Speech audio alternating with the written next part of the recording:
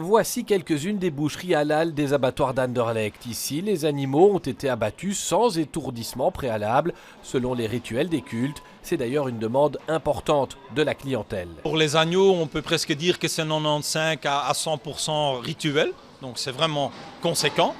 Pour les bovins et les veaux, ça monte facilement au-delà de 50%. Bovins, veaux, moutons, chèvres ou chevaux, près de 50 000 bêtes ont été abattues à Anderlecht l'année dernière.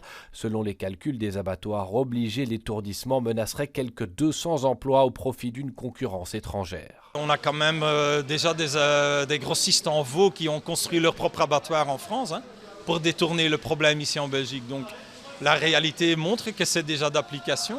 En Pologne, vous avez des grands abattoirs de volailles pour la communauté juive, donc c'est clair que ça fasse se déplacer et ça je trouve quand même hypocrite. Mais la question n'est pas uniquement économique, il s'agit aussi de bien-être animal et d'aligner Bruxelles sur la Flandre et la Wallonie. Nul ne nie qu'il y a une souffrance animale lors de l'abattage, qu'il existe des techniques simples pour éviter cette souffrance animale qui est toutes les techniques d'étourdissement que l'on connaît en Belgique et ailleurs.